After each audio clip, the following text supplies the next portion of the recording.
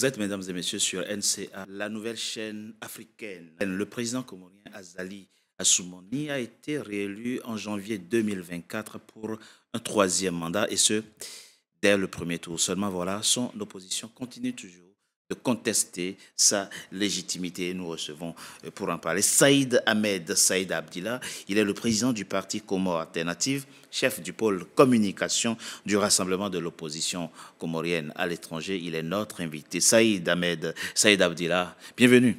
Et merci à vous d'avoir accepté notre invitation. Et merci de m'avoir invité aussi. Donc nous étions en janvier 2024. Le président Azali Assoumani est réélu haut la main dès le premier tour. Et vous vous dites, il n'est toujours pas le président des Comores. Il n'est pas réélu, il s'est imposé dès le premier tour.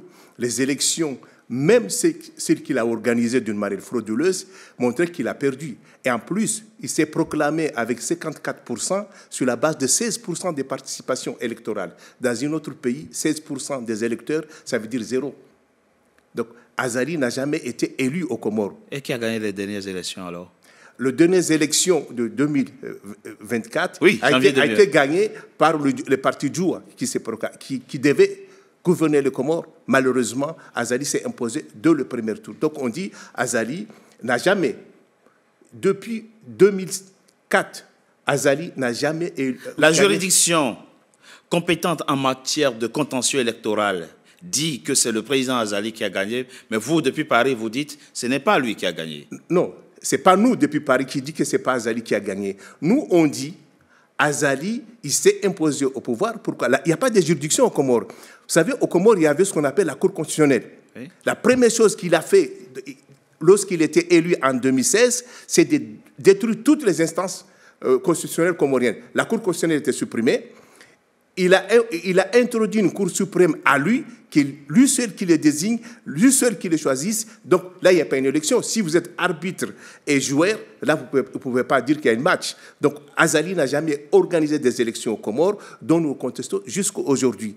Et le pire, c'est que non seulement qu'il a détruit les institutions, il a détruit toutes les sociétés d'État et toute l'économie du pays, et le Comore aujourd'hui ne vit que sur son nom. C'est-à-dire que le Comore, il a détruit toute l'économie du pays. Donnez quelques exemples concrets. Exemple concret, quand l'ONICOR, par exemple, la société d'État comorienne, c'est le pilier. C'est-à-dire qu'on disait la vache à lait aux Comores, il y avait deux. L'ONICOR et les hydrocarbures. Aujourd'hui, sont tous en faillite. Les banques sont en faillite. Et les sociétés Comores Télécom aussi en faillite. Donc, toutes les sociétés d'État... Et vous pensez que c'est lui qui a détruit ces sociétés? Il y a des secteurs qui marchent. Là, par exemple, il vient de libéraliser le secteur du riz de façon... non, ce n'est pas libéralisé. Vous savez... Oui, le processus, il a enclenché le processus. Le marché est ouvert aujourd'hui. Non, vous savez pourquoi il a ouvert le marché? Comment s'organisait l'importation du riz aux Comores? L'ONICOR, le seul importateur comorien, il fait des crédits à la banque pour importer le riz et le revendre aux grossistes comoriens.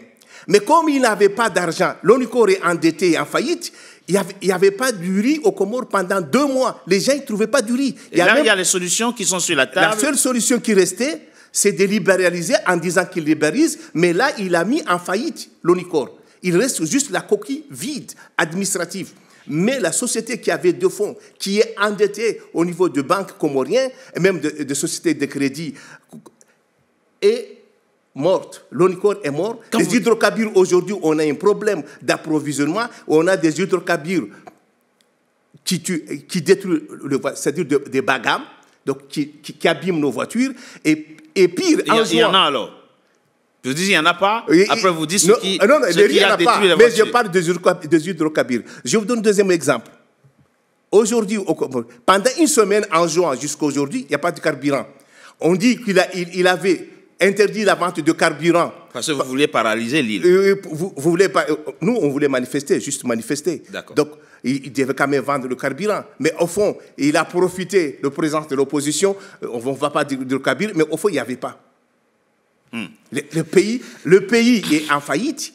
Et lui, il s'est pavane en louant un avion, un Boeing 737 à 10 000 € l'heure pour aller aux Nations Unies, faire semblant qu'il descendait à Fort Swain. Vous voyez, il y a déjà... J'étais ébahi. Je ne vous cache pas. Vous êtes Comorien et vous ne voulez pas que votre pays soit présent à l'Assemblée générale des Nations Unies? Non. je suis comorien et j'aimerais que mon pays soit représenté comme il l'est, pas comme il ne l'est pas. Parce que nous, on peut prendre un billet d'avion jusqu'aux États-Unis. Ça ne coûte pas 10 000 euros l'heure. Ça coûte moins cher aux Comoriens et il n'avait pas besoin d'amener 30 personnes pour aller aux Nations Unies. Pour aller faire quoi? Vous savez, les délégations chinoises sont combien? Or, Chine, il y a 1 milliard et quelques. Ils sont 5. Pourquoi nous, on est 30? Pour aller dire quoi aux Nations Unies? 30 personnes. Ce n'est pas un endroit pour faire plaisir aux amis, aux copines et copinages. Donc on dit, Azali détruit notre pays. Et ça, de le début, il n'a jamais aimé les Comores, malheureusement. Vous n'êtes pas dans l'essai quand vous dites qu'il n'a jamais aimé... Il est comorien, il ne peut pas détester son pays. Ah oui, vous savez qu'il y a beaucoup de gens qui détruisent leur pays en l'aimant. C'est une maladie. Vous savez, il y a une maladie infantile. Il y a de pères d'enfants qui tuent leurs enfants. C'est une maladie. Et Azali, il a une haine contre les Comores. Je ne sais pas pourquoi.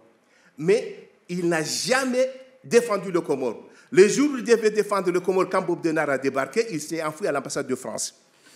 Le jour où il devait défendre les Comores sur la question de Mayotte, il s'est replié, il n'a rien dit. Aujourd'hui, il veut nous montrer qu'il est le plus défenseur de questions comoriennes. Il ne l'a jamais été et il ne le sera jamais. Donc pour nous, le problème des Comores, c'est Azali. Et la solution des Comores, c'est le départ d'Azali. Et c'est ce que vous voulez au sein du rassemblement de l'opposition comorienne, dont vous êtes le responsable en charge de la communication. Vous voulez qu'il quitte le pouvoir. Mais comment? Nous voulons qu'il quitte le pouvoir, non seulement que nous le voulons, nous le ferons partir, soit par la rue, soit par autre chose, mais surtout par la rue. Mais comment fait-on parti un président? Nous essayons de sensibiliser les Comoriens. Comment fait-on parti depuis Paris, un président du pouvoir, pas la rue, puisque vous n'êtes pas là-bas? Non, mais on est là-bas parce qu'on n'est pas seul. On est avec les Comoriens. Vous savez, le 19, le 20, le 21, on était en juin. Septembre dernier. Au septembre dernier, on était en juin. Il y a eu des Comoriens de la Grande Comore, de l'opposition, et des Comoriens d'Emoueli, de l'opposition, se sont rendus en juin pour dire aux Comoriens d'en juin, qui ont appelé à leurs frères que nous, ici, on est étouffés, on ne respire plus, pour leur donner d'oxygène, pour leur dire, maintenant, nous sommes avec vous, et ce n'est pas un problème de la Grande Comore ni des Moueli, c'est un problème d'un dictateur qui nous tue tous. Et malheureusement, il y a quelques éléments infiltrés ou manipulés en juin qui les soutiennent encore, de la gendarmerie, du gouvernorat et de certaines communes d'Anjouan qui sont vendus à la merci du colonel Azali Assoumani pour détruire leur peuple, pour détruire l'île, pour détruire le pays. Donc nous, on dit, nous sommes venus les soutenir. Ça n'a pas bien marché. On va continuer parce que Azali, encore, a essayé de tout empêcher, mais nous maintiendrons le combat. Nous maintiendrons l'élan de la libération, de la parole en juin, et pour briser la paix en juin, et surtout pour libérer Mohamed Abdallah Sambi et Dr Salami, et plus de 150 l'ancien président qui est donc en prison sur l'île d'Anjou. Alors, très simple, Ahmed Saïd Abdillah, l'équation, elle est simple.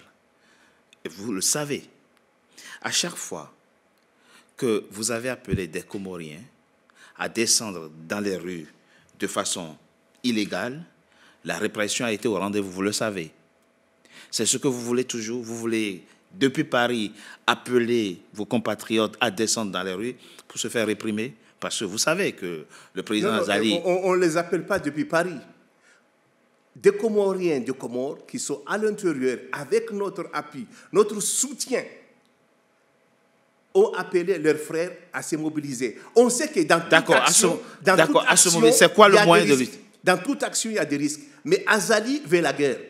Nous, on a évité. Vous savez, en juin, il y aurait eu un affrontement sanglant.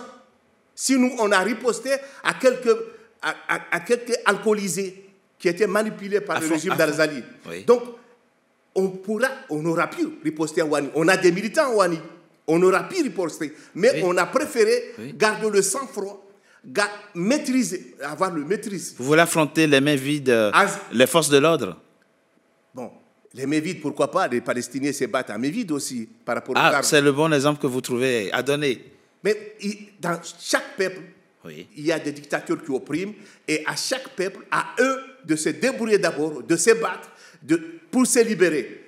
Avant d'attendre les autres de venir nous aider, nous devons nous-mêmes nous aider, nous libérer. Donc Azali ne partira pas par les discours, ni par les urnes, parce qu'il n'a jamais accepté les urnes. Il partira par la rue et nous le ferons dissiper. Avez-vous tenté une sorte de solution politique pour que toutes les forces vives des Comores, puisque tous les Comoriens, qu'ils soient à Paris, à Moroni, à Marseille, il y en a beaucoup, à Marseille, aux États-Unis, en Angleterre, etc., plus contribuer dans le cadre d'un dialogue national pour contribuer à construire les Comores plutôt que de choisir la solution violente et répressive que vous... On aurait aimé cette solution passive.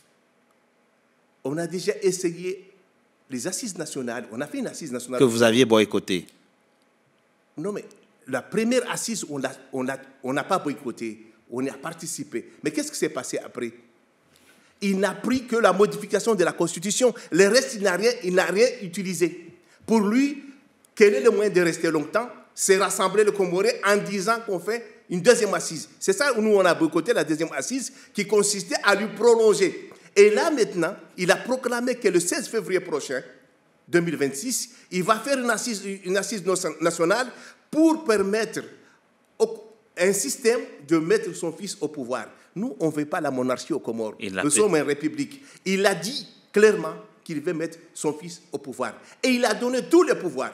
Et nous, il nous a montré que lui, il ne nous écoute pas. Il n'est pas un homme de dialogue. Il n'est pas un homme de consensus. Donc, quand on vous oppose la force, il faut mettre la force. Là où il y a la force, il n'y a pas d'autre solution que la force. Saïd Ahmed Saïd Abdillah, je rappelle que vous êtes le président du parti Comores Alternative, chef du pôle communication du Rassemblement de l'opposition comorienne à l'étranger. Merci d'avoir été notre beaucoup. invité. Merci. Mesdames et messieurs, c'était notre invité. Merci d'avoir été nombreux à nous suivre. Restez fidèles à nos programmes sur NCA, la nouvelle chaîne africaine, désormais sur Bouquet Canal+, 573. À très bientôt pour un nouveau numéro de notre invité.